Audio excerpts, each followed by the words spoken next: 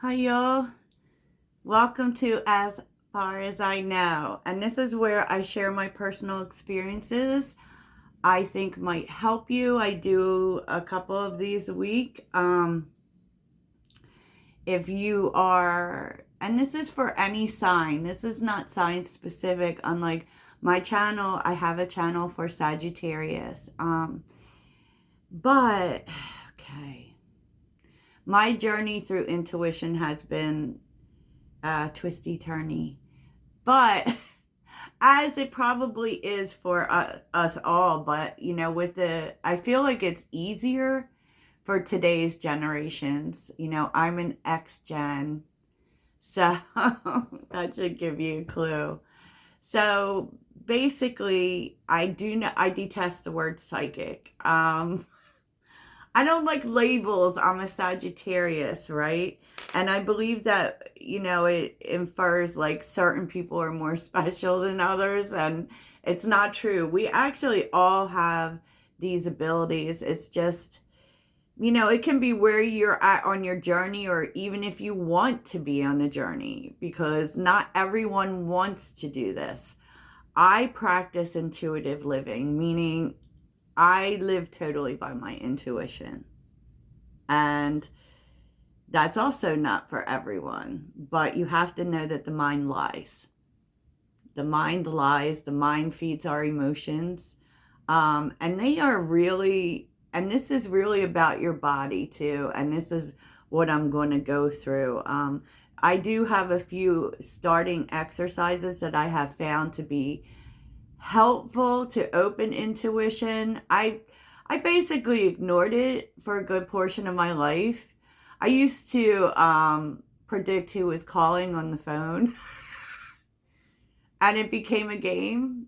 And I never really paid attention to it until I did. Okay, which really had to do with my spiritual path.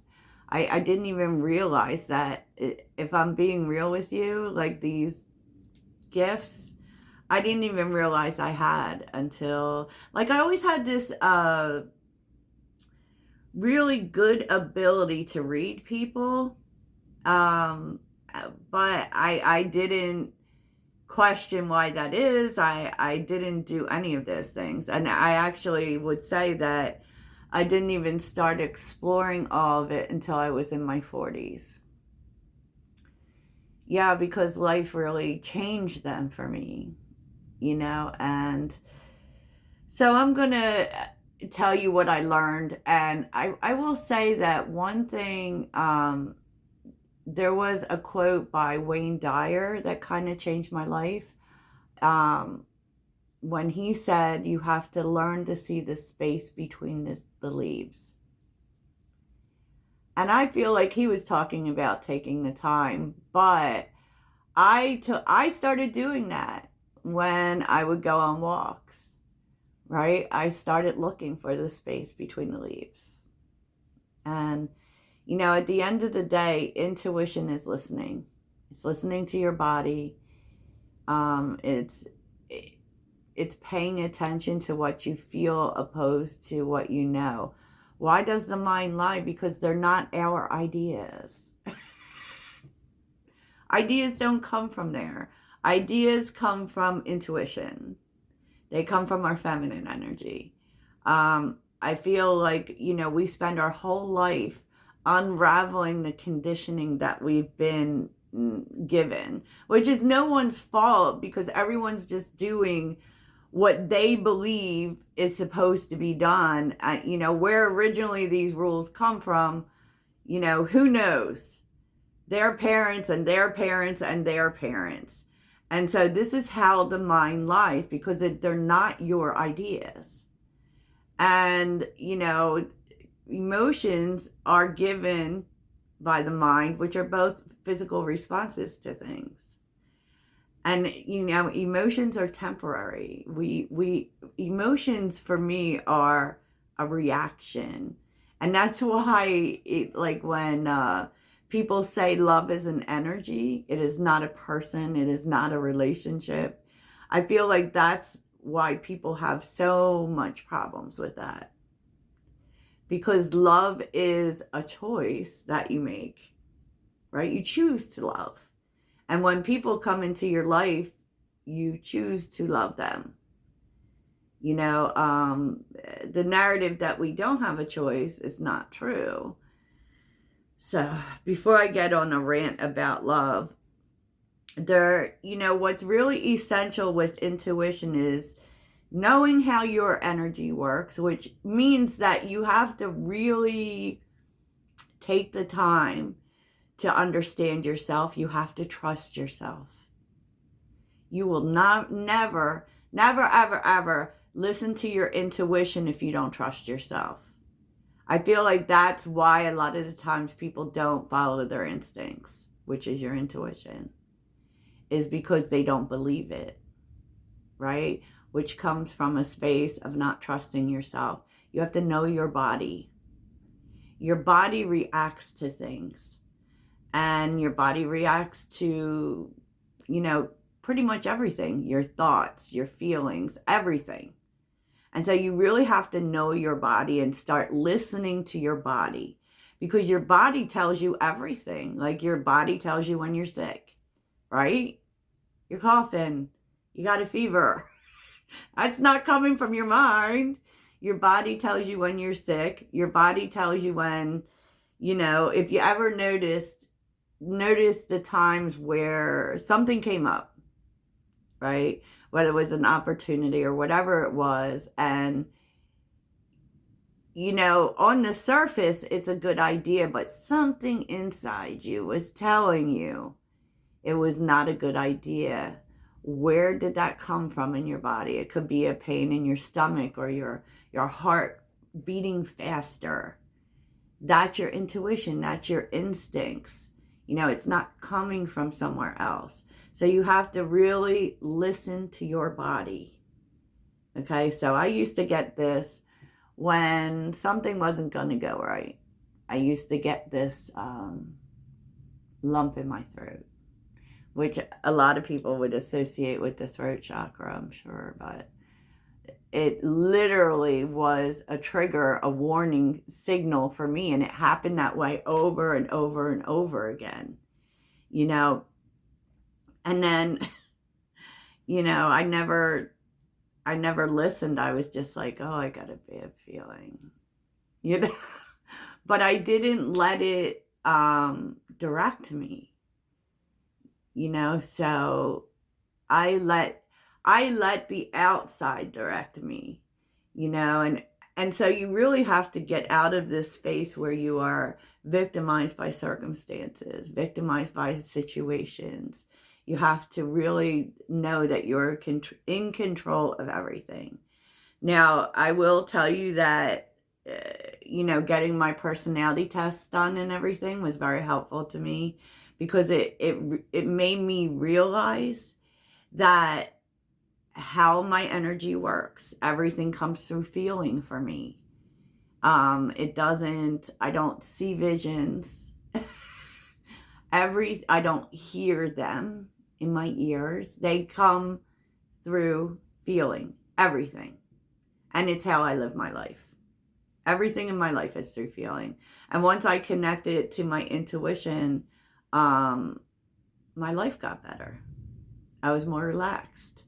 I was more centered. I felt more myself. And so, there are certain things I know about myself through knowing my energy, meaning I often feel like at the rate in which we go through things, like, I know that when I like something, I take my time with it.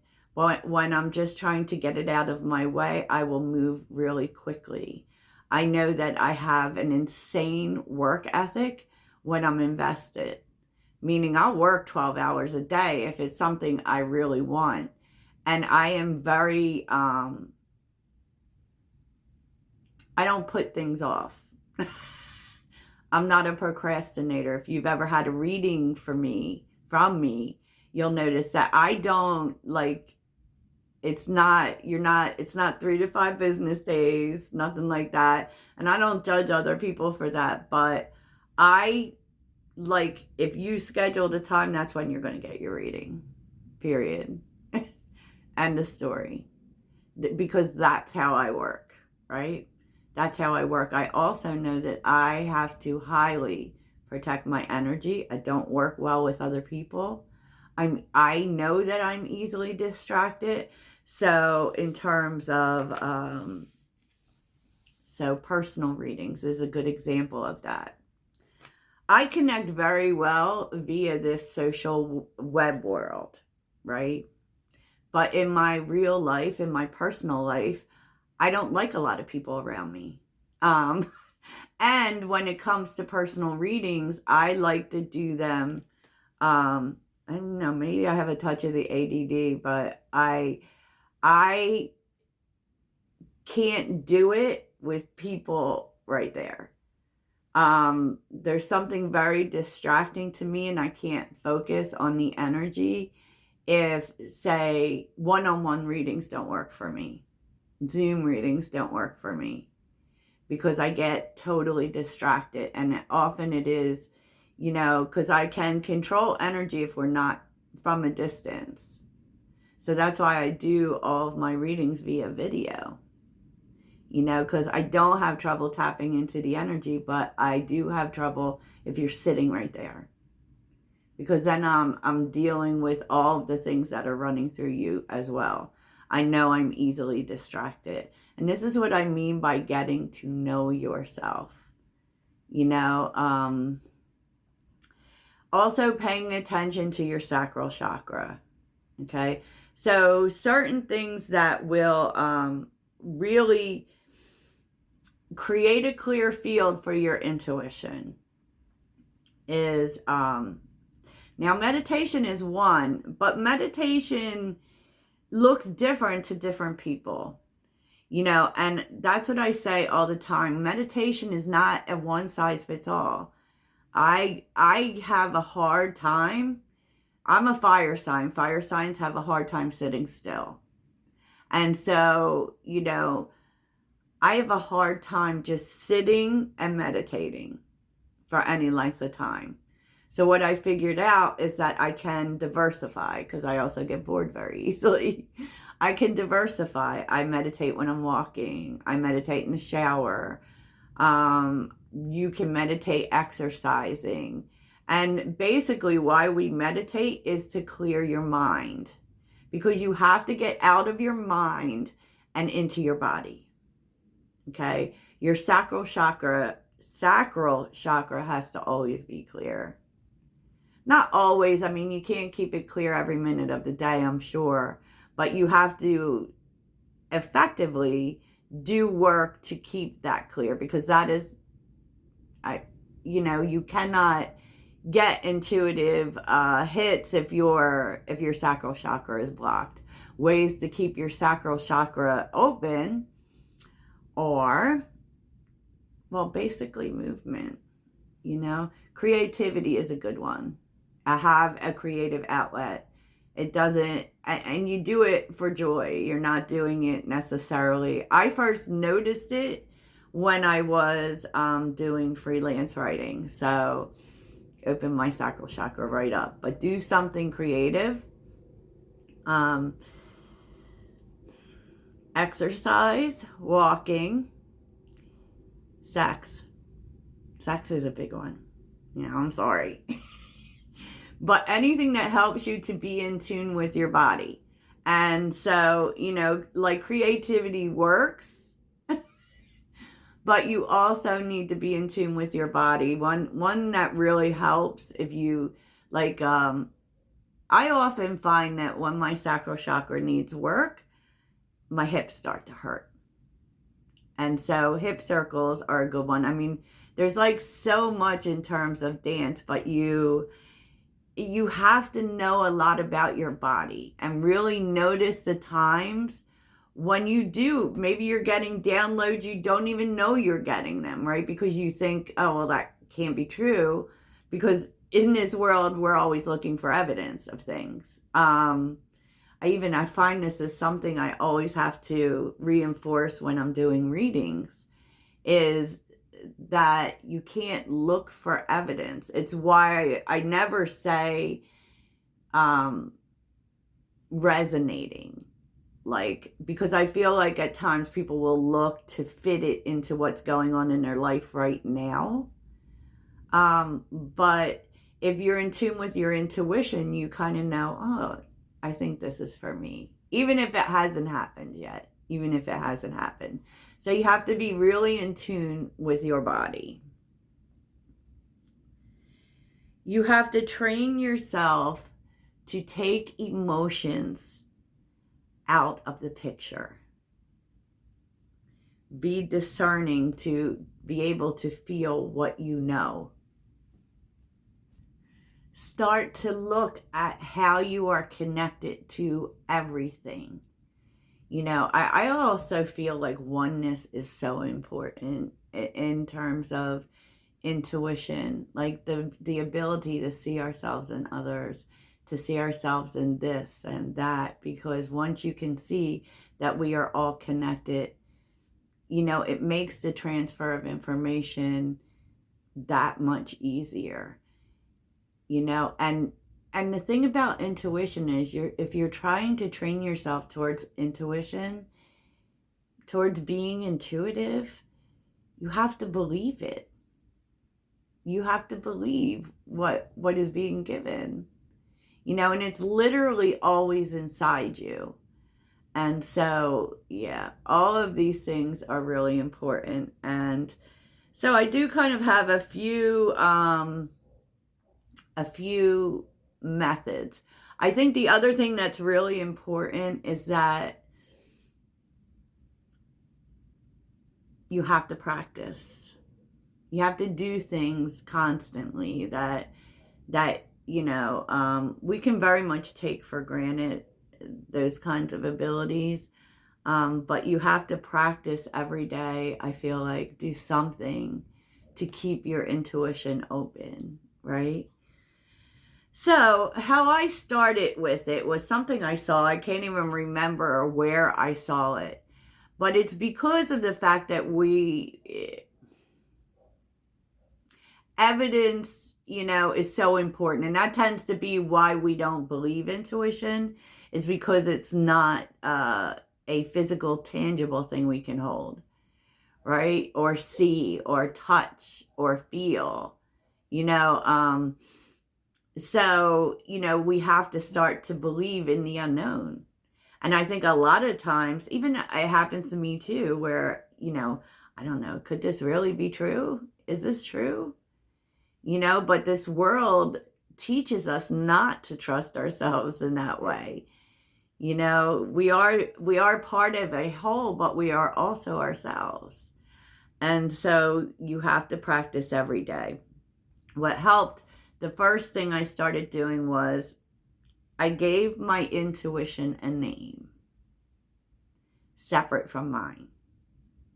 So I treated my intuition as it was a separate person, almost a separate entity, the same way that we do with other things, which I'm not going to get started on because we're not going down that rabbit hole. But give your intuition a name. Give your intuitive self a separate name and start treating it like it is separate from you. I know that sounds crazy. And remember, like, one of the very big lessons that I learned in life was listen to understand, not to respond, right? So you really have to be in tune with listening and talk to your intuitive self. Ask it questions, ask for answers. You know, you can ask, what is this telling me? And call it out by name. And kind of say that this is the name of my intuition. I also very much believe in symbols, right? So you can even like have a piece of jewelry that represents intuition for you. You know, when I wear this, I get all of these downloads, right? Focal points are very good for getting answers. So whether this is shapes, like I pulled out the element of fire card. And it's funny because when I see this, I look at this as the higher self, and I look at the element of water as the internal self, right? But it could be shapes. It could be candles are very effective for fire signs specifically. And I find candle meditation to be very useful. You know, so it's like you can sit with a candle, right? And ask the candle a question. And really focus all your energy there and all your thoughts there. And watch what the candle does. Because the candle will talk back to you if you listen. Call energy to you. Start doing that. Start calling it to you. So, for instance, if you call energy to you, say one day you say, I call abundance to me today. Let it unfold. And then you can really start to notice during the course of the day how you directed the energy to you. Because energy can, in fact, be directed, right? So you have to learn to see the difference between your emotions and your intuition. Yes, I'm keeping notes. And so another useful exercise, in my opinion, is you can do anything. You can draw a circle, or you can draw a triangle. Let's look at the triangle, right? Triangles actually enhance psychic abilities, right? So, because you can use that as a meditative point and write something above it. This is how you can kind of test yourself, kind of practice. You know, I believe journaling is very good for that. But put a word above it and then write everything. Focus on the word and write everything inside the triangle that comes to you. Don't question it. Don't let your mind attach to it. What instantly comes to your mind? So like when, let's say, love, right? What instantly comes to your mind? Put it inside the triangle. And make sure that, you know, you can even put the word inside the triangle and then just write the things that come to you, right? And before you know it, you will be getting all of that stuff, you know. And because in terms of even spirit guides, which I'll go over in a different video, but spirit guides, a huge portion of spirit guides are versions of us. You know, they're versions of ourselves, our higher self, our future self, our past self. It can also be ancestors and things, but you can't hear those things if you're not open and if your intuition isn't open. So you should do these things every day. You can write out a question and then sit and wait for the answer and write down the first answer that comes to your mind, right? And also keep a notebook with you. Or you can do it on your phone because, you know, phones do everything now, where you just record the things that come to you. Because intuitive thoughts are thoughts you didn't have. They just come to you randomly, out of nowhere. And you may be, even songs, right? For instance, if a song instantly pops in your head, go listen to the song because there's a message for you. If you start seeing angel numbers, and a lot of us do, which is like 1111, 333, 222, 111,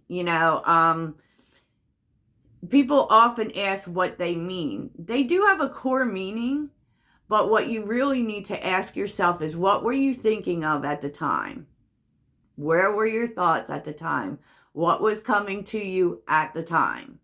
So for instance, if you're thinking about taking a new job, or if you should start your own business, and all of a sudden 333 comes up somewhere, that's your answer, that will be supported, that's a good thing, that it will be abundant. If you're sitting there thinking, God, I don't even know if I'm doing the right thing anymore, 444, which tells you you are going in the right direction. 1111, of course, can mean several things depending on what you're thinking. It's an epic change. It's an epic wish being granted. So these things are all activated by us and the universe. I mean, there is other things that are involved, but it is connected. And the point is to open ourselves up to those connections, which is everything. Okay, y'all, the dog is barking. I gotta go.